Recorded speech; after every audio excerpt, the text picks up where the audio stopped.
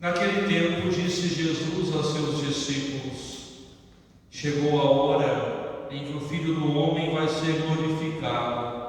Em verdade vos digo, se o grão de trigo que cai na terra não morre, ele continua só um grão de trigo.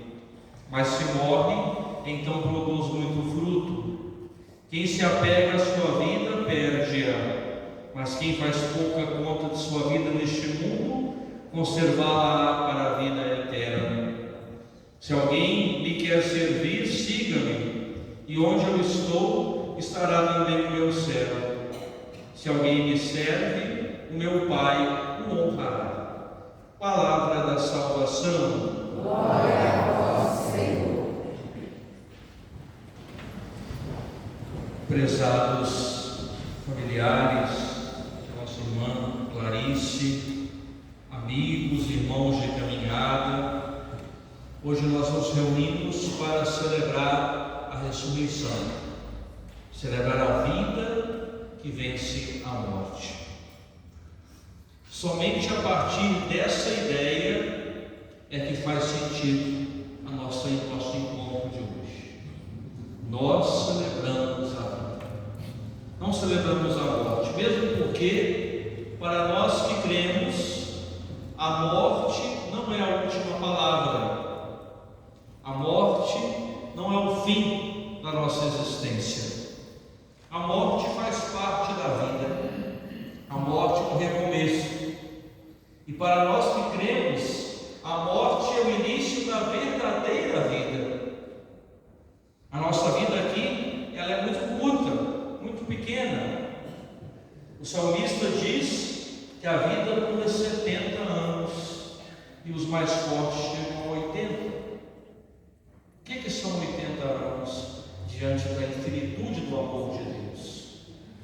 O apóstolo Paulo nos diz que os olhos jamais viram, os ouvidos jamais ouviram, o coração humano jamais pressentiu o que Deus tem reservado para aqueles que o amam.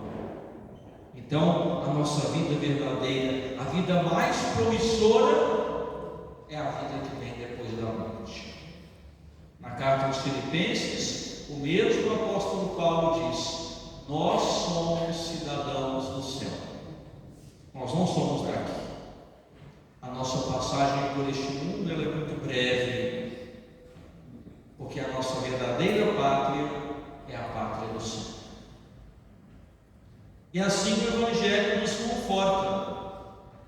O grão de trigo, quando cai na terra e morre, ele dá fruto.